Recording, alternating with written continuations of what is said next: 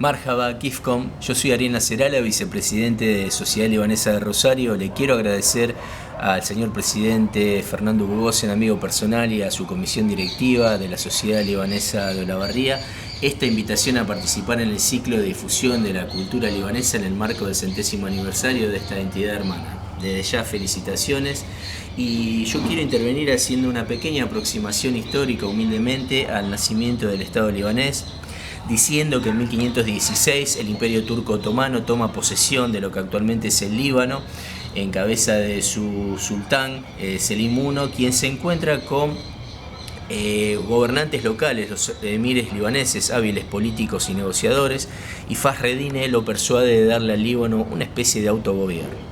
La dominación otomana tendrá una duración de 400 años, como dije, hasta el final de la Primera Guerra Mundial en 1918. Ya en el siglo XIX, en 1860, se da la primera intervención francesa en territorio libanés.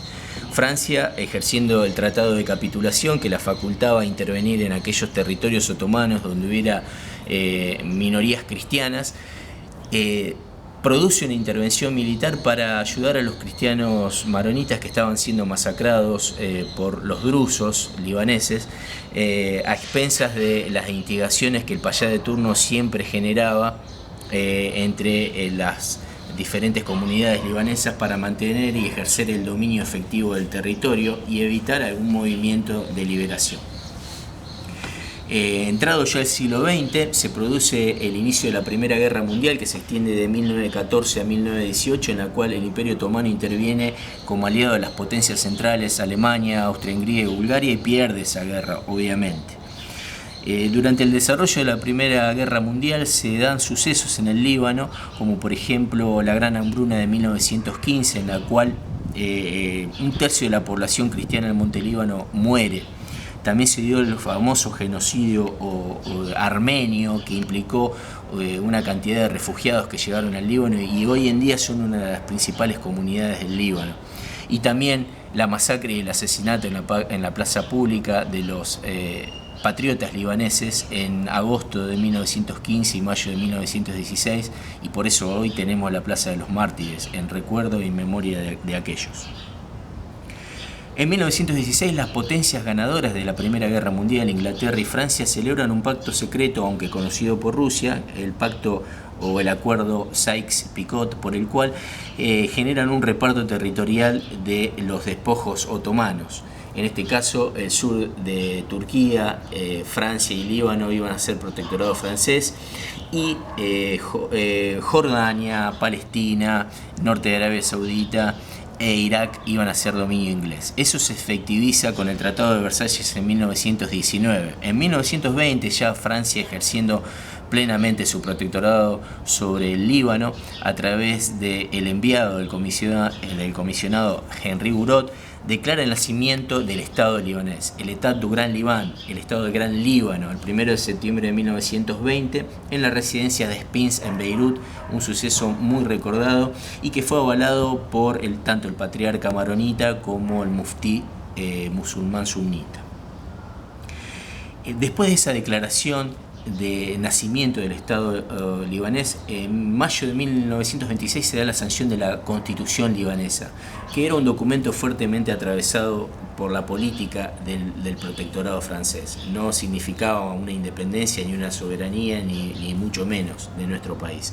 En 1929 se da la primera enmienda de esa Constitución con maquillajes como por ejemplo la extensión del mandato del presidente de la República, que siempre era cristiano, en 6 años.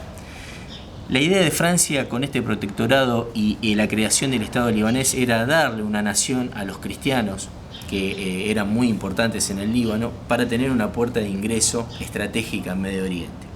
Para eso, para afianzar esa postura, en 1932 se realiza un censo nacional que arroja una mayoría cristiana de 395.000 a 386.000 habitantes, una mayoría exigua de cristianos a musulmanes de tan solo 9.000 o 10.000 personas.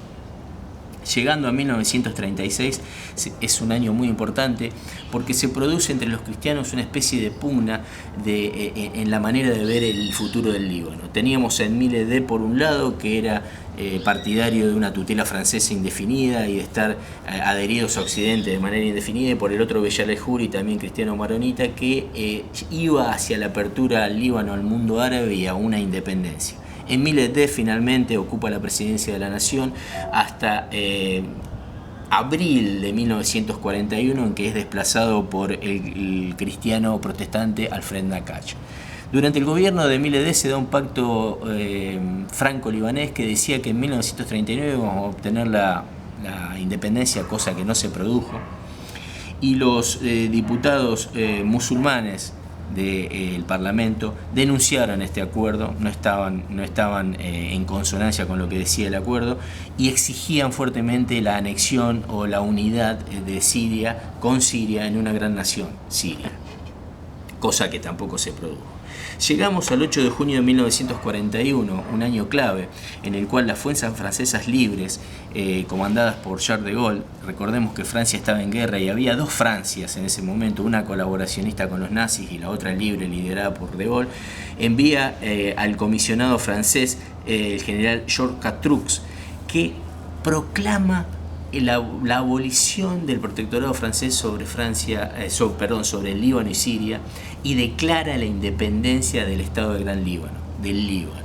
Es un hecho muy significativo y se genera el camino hacia la independencia total del Líbano, y eso se produce en el año 1943, un año clave. ¿Por qué? Porque el 29 de agosto el comisionado francés dictamina la elección de una nueva Cámara de Representantes, una elección directa por el voto popular. Eso se produce el 29 de septiembre de 1943, se eligen 30 diputados cristianos maronitas, 25 diputados musulmanes, y se elige como presidente de la República a Beyal el-Huri. Como primer ministro, como jefe de gabinete de ministros, se elige a Riad el-Solj, un arabista integral, pero que tenía una profunda convicción de un Líbano libre e independiente. ¿Qué hace Riad el-Solj?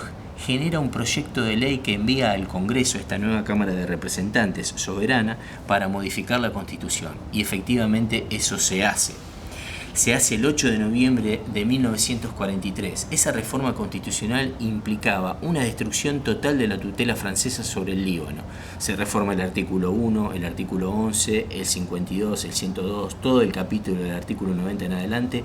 Se destruye todo rastro de tutela francesa. Se elimina la cooficialidad del idioma francés como idioma oficial en el Líbano junto al árabe, se determinan los límites administrativos y reales de la nación, y se elimina toda posibilidad de que Francia tenga para el futuro injerencia en los tratados internacionales y en las relaciones diplomáticas del Líbano. Era la declaración de independencia. Esto enfurece a las autoridades locales y el comisionado Jean Gelou encarcela al nuevo gobierno, salvo a Majid Arslan, que huye, deja sin efecto la Constitución y disuelve el Parlamento. Majid Arslan organiza milicias populares para combatir a los franceses, se dan unas grandes manifestaciones callejeras, el paro del comercio y una fuerte presión inglesa con un ultimátum que lleva a que Charles de Gaulle vuelva a enviar al general Georges Catrux a negociar con las autoridades reprimidas. Se reinstala en el poder el presidente, el primer ministro y el gabinete, se crea un gabinete de Ministerio de Relaciones Exteriores a cargo de Selim Takla y un Ministerio de Defensa que no existía a cargo de el famoso emir Majid Arslan. Esto es la independencia efectiva del Líbano. A partir de ahí se crea también la bandera nacional, que es la que usamos actualmente. ¿Y qué pasa? Queda configurado el famoso Pacto Nacional, que no era ni más ni menos que un acuerdo, un espíritu de aproximación, de negociación intercomunitaria, que plasma una serie de acuerdos, de pequeños acuerdos que se han ido dando en décadas anteriores, por el cual se fueron esos acuerdos transformando en costumbres. El Pacto Nacional era un pacto de caballeros, un pacto verbal no escrito que implicaba un renunciamiento por parte de los cristianos a su interés a plegar al Líbano occidente y reconocía al Líbano como una nación árabe. Por su lado, los sunitas renunciaban definitivamente a tratar de anexionar el Líbano a Siria y formar una gran nación con Siria, y también un nacionalismo libanés con fronteras bien definidas.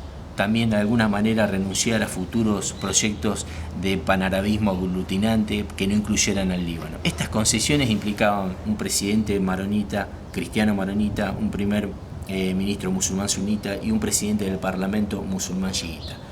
Ahí quedaba configurado el Estado moderno que conocemos hoy en día, con variantes que se produjeron después del Acuerdo de Taif, con un equilibrio total en las bancas, en 64 bancas para cristianos, 64 bancas para musulmanes.